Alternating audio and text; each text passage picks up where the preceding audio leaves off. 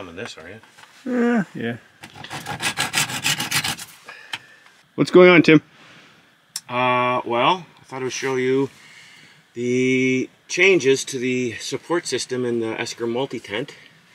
So for the Multi, they've included a harness now for the pole. So we've opted for the get your own pole out of the bush method. You see there's a receptacle here now. So if it's a bit sharp or pointy, I mean, you can do the same thing on the other versions, but you'd have to, if you're trimming it, make sure you round your edges so you don't have any pokey bits that can poke through. And now there's a harness, like a receptacle here, which is nice. Keeps it separated from the rest of the tent.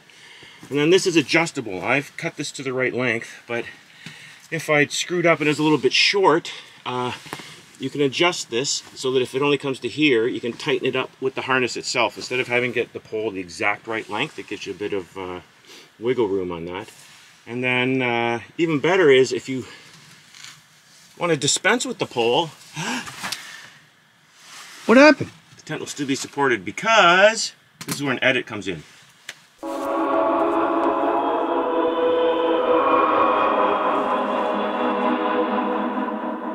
There's a stainless steel ring to hang it from a ridge line.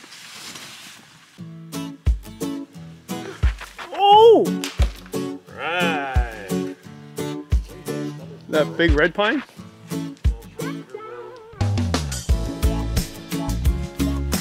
If you've lost a snap-on flashlight in campsite 108 on Bottle Lake, you're not getting it back.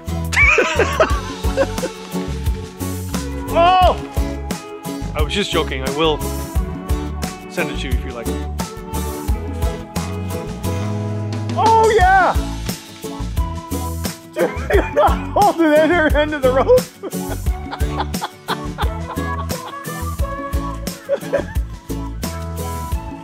Good thing I wasn't filming that. Third time's a charm.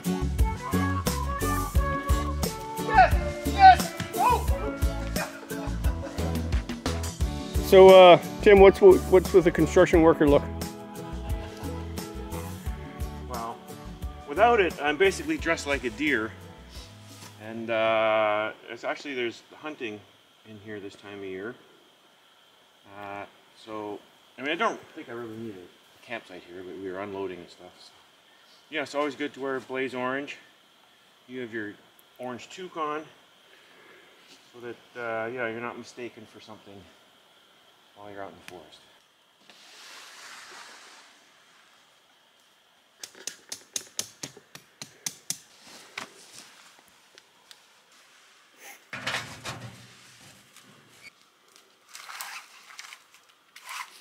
This is the stainless steel support ring at the peak of the tent. So as mentioned, if you want to dispense with the pole on the interior and instead hang it from a ridge line, you can, as we've done here at this setup. So you don't have to do it this way. No, just an option. Again, you have multiple options, hence the multi-tent. You can use the ridge, you can use a pole you find in the bush, you can use a pole that you purchase that's a pre-made pole. Same with the side poles. You can have purchase side poles, you can make poles out of sticks, as we've done here with this guy. Okay, so who created this ingenious plan? The good folks at Esker. Again, I think the Multi was designed to give you options. So you can support it with a pole, you can support it with a cut pole that you make. Again, the harness system allows for flexibility. You can adjust the height of the pole and it will still support the tent. You can hang it from a ridge. There's now sidewall poles. You can do like the other versions, just tie them out or stake them down. But you do have the option now of using poles that are sold separately as an accessory. And then you could use sticks for the poles as well. You can find available materials in the woods to set it up with. You can hang it from a ridge. Gives you options. Hence its name, Multi. Cool. And oh, I had a good question for you. Nope, forgot. Oh yeah. Outdoor journalism at its finest. I know, it's great. Okay, now, so what's the advantage of not having the pole in here? Well, you get a bit more room. I mean, with the pole here, well, I mean, you can, the hills are alive with the sound of music. You've got more room to move around. I mean, it's not like the pole completely cramps things, but then you know, it's kind of, it just, you get a bit more interior space, a bit more open. Yeah, it just provides a bit more space on the interior.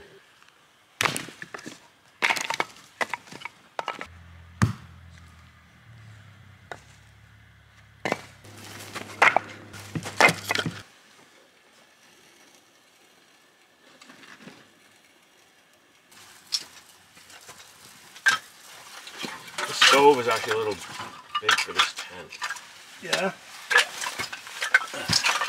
I find the smaller stoves don't really heat up that well.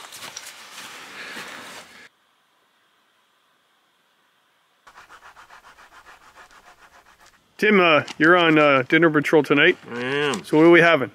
Well, kind of doing the old standby. I felt like cheesy pasta with a bit of sausage and mushrooms, garlic, onion. Yeah, nothing overly adventurous. This is quick, going together quick. So that's good. That's good. That's what we're doing. Yeah. I mean, it's cold, but not cold enough to cook in the tent. Yeah, exactly. Sun's out. But it's nice. The sun came out today. I mean, it's gonna cool off this evening, and it was snowing on the way in here. But it's nice now. The sun came out. Yeah. Nice. Yeah. So nothing terribly new and exciting on the culinary front. Just going with an old standard. This knife is a bit thick too. But anyways, let me slice this way, but not all the way through. A few slices. And then go this way, but not all the way through. So that's where I made the error. I was supposed to cut it in half. I just tried to cut the whole entire thing. But then it rolls around, yeah. Right? Like you need a flat edge. See, that's not bad. That's pretty good. Yes, but my knife skills are, I have kind of camp kitchen knife skills. That's about the level of how I do things. And we're cooking it outside tonight on the Trangia. Yes, good old Trangia. And you have a good vintage for us tonight? Yes, Peller Estate's finest. Woo. Well, that's a spot. Perfect. Sun just went over the horizon. Temperature just dropped above 5 degrees. So nice to be in here. But we do have to be careful not to drop any food in here. No, because it's not winter yet. It's not winter yet, so we do need to be careful with it. But we cooked outside, but we're going to hang out near the stove while we eat. So, bon appetit. Ooh, roasty toasty.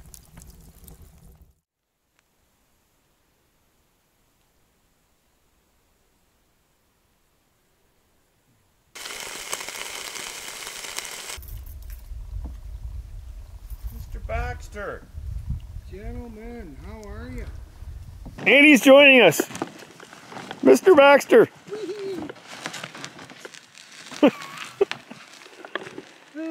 It wasn't cold last night. Oh, I bet. It was snowing on the way in here actually yesterday. Yeah? Yeah. I'm not surprised. I didn't put a tump line on this. No? It's got the new optional hip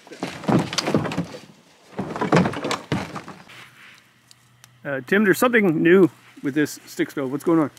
Yes, well, I've got my new wood slide attachment on my Bushbox XL, which for those familiar with stick stoves, I've always liked the Bushbox because it's got an opening in the front, meaning you don't have to take your pot or kettle off to feed wood into the fire. You can do it through the front, but this little attachment now, which takes up no space, provides a little angled prop here, so you can kind of load up as much wood as you want, and then kind of falls in, and then getting it in is easier as well. So it just makes it, I mean, the thing with stick stoves is keeping them fed enough wood so the temperature stays more or less stable. Not like having it, letting it burn down and having to get it back up again. You can kind of go up and down with them depending on how you're feeding them. So this actually makes life a lot easier. And it's available for both the XL and the LF sizes in both stainless steel and titanium. So yeah, Bushbox wood slide.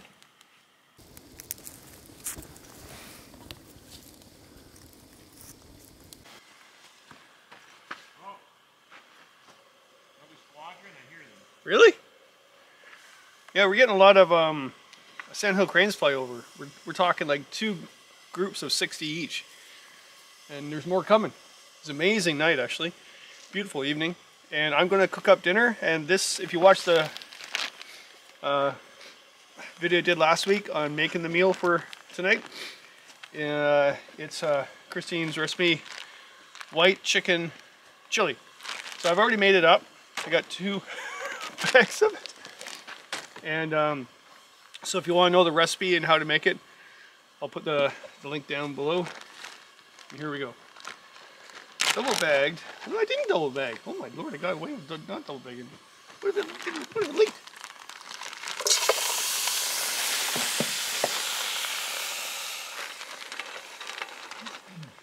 And I'm going to take this back and rinse it out. And reuse it.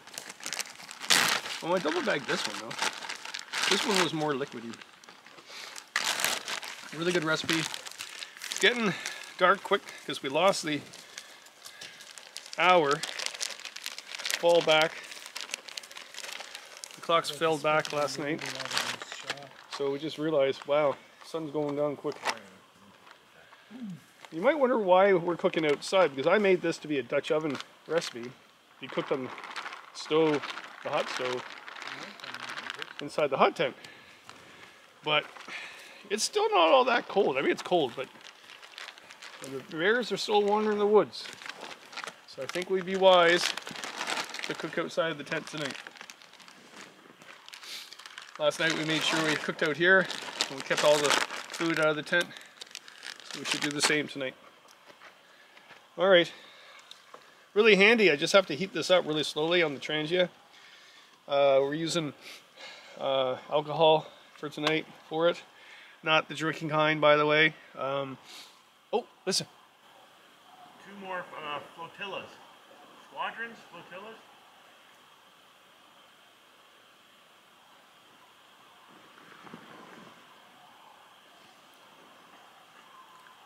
Wow.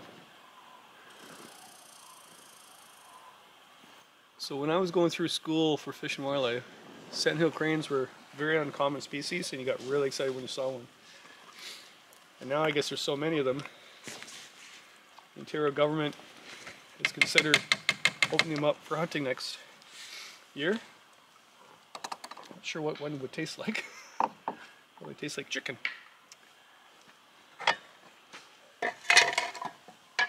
Okay, I'm gonna put this on a low simmer.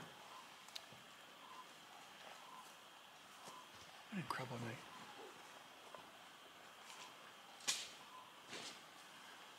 It was so nice to get one more canoe trip in before the snow flies and the lakes freeze.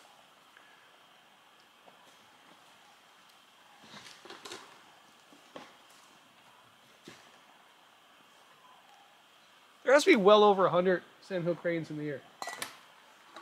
Alright? There must be well over like 100 sandhill cranes flying. Yeah, that's gone by, yeah. Listen to them all.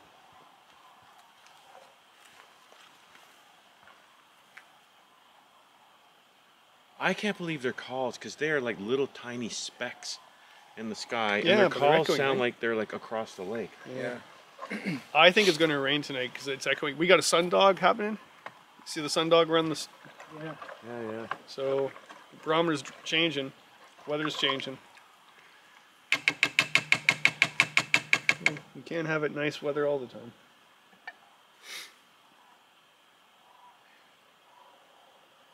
Incredible. I'll get a shot of this later, but we got a sundog, we got sandhill cranes calling. We got good white chili on the stove. Awesome.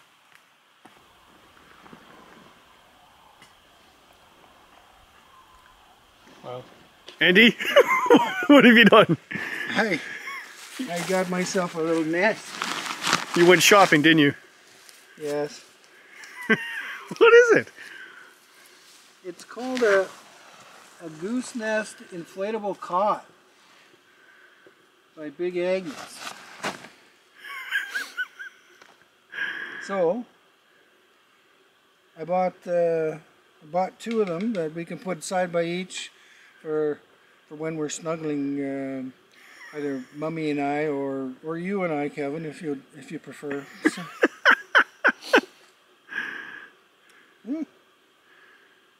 Or you can even stack them like one on top of the other, and they kind of connect other with Velcro patches. So this will be my first out in the woods try.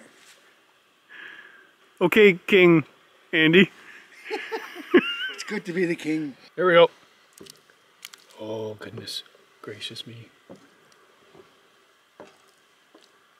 No pole! Look at that! Right.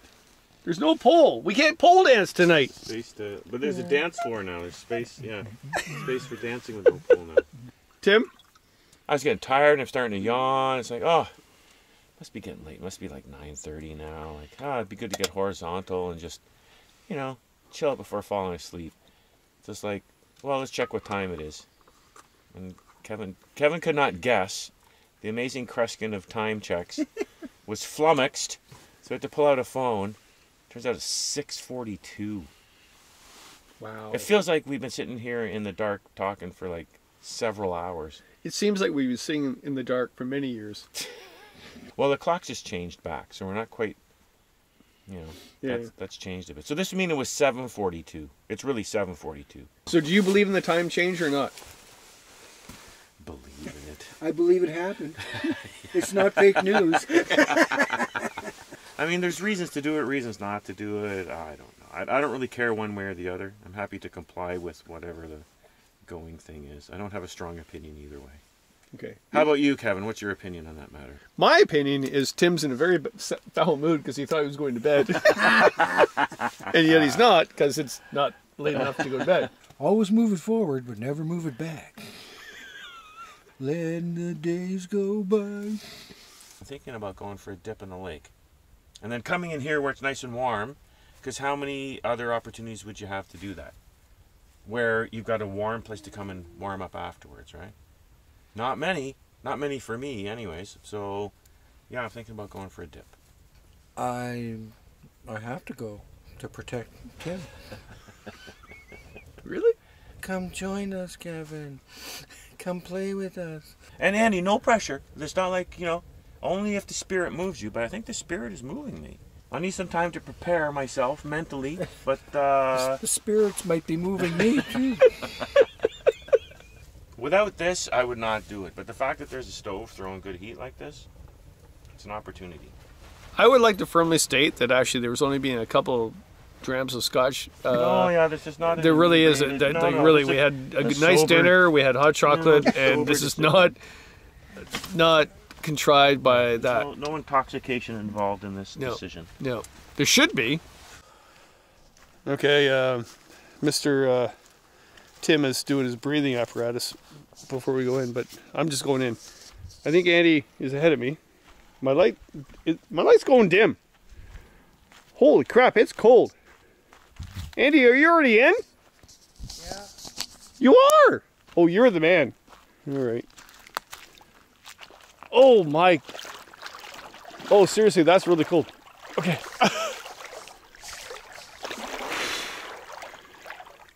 Oh. Are you videotaping? No.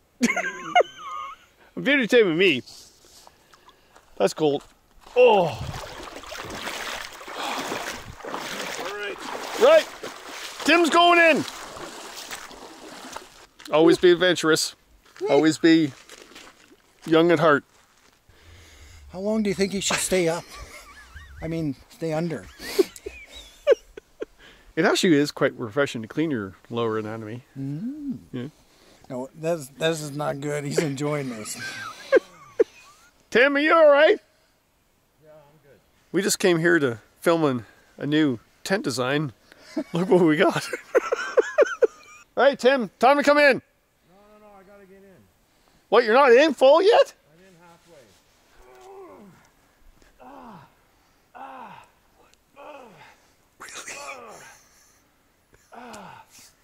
Yeah, it feels good, eh?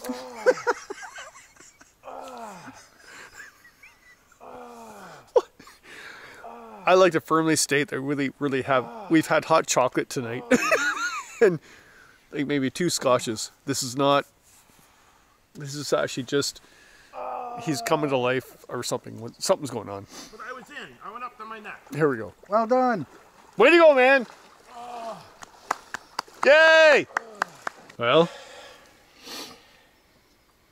the first half, my legs kind of acclimatized. I mean, the top half was, that was chilly. Yeah. I don't know, I might do round 2. I might get warm again and then go in for round 2. Oh, now we're talking. Now we're talking. Yeah, we're talking loony talk.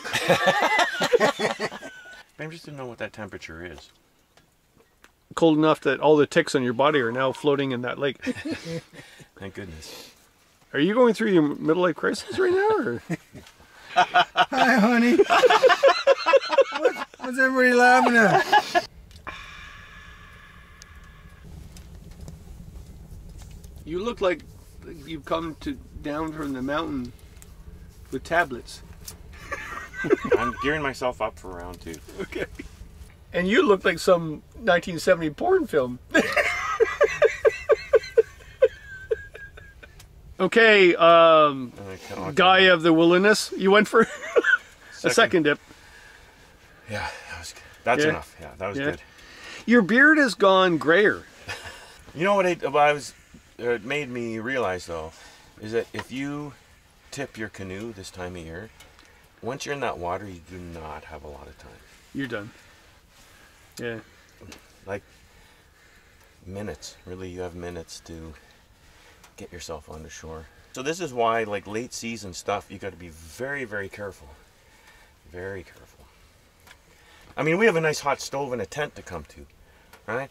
But if you tipped, I don't know, when you're far offshore, and then even if you made it to shore, you've got to get a fire built. You know, things get very serious very quick, so yeah. Well, we're awake now, aren't we? Eh? If we were dozy, we're not dozy now. I'm going to bed. Okay, we're now going to bed, and we don't know what time it is. We don't care. And it's now raining. I think in the morning it'll be snow. You want to check me for leeches?